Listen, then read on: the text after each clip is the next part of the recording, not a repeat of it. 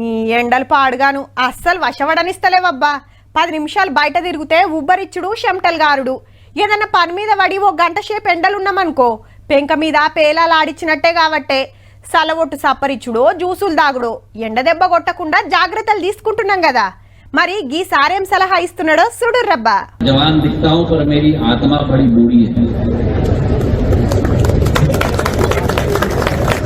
Pocket में प्याज ले जाओ, कुछ नहीं होने वाला तुमको।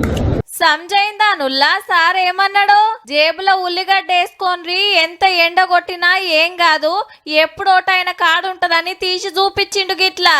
ఇంతకు ఈ సారు పేరేందంటే జ్యోతిరాదిత్య సింధియా, మన సెంటర్ మంత్రి. నేను కార్లో పోతుంటే కూడా ఏసీ వేసుకోను, ఉల్లిగడ్డ ఉంటే చాలు అదే మస్తు సల్వనిస్తదని గొప్పగా చెప్పిండు మధ్యప్రదేశ్ లో జరిగిన ఓ మీటింగ్ లా.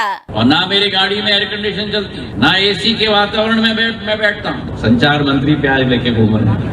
ఎండ కొట్టొద్దని ఛత్రి పెట్టుకుంటారు, నెత్తిల కొంగేసుకుంటారు, నీడ పట్టుకు తిరుగుతారు, పండ్ల రసాలు కొబ్బరి బొండాలు దాగుడే మనకెరక.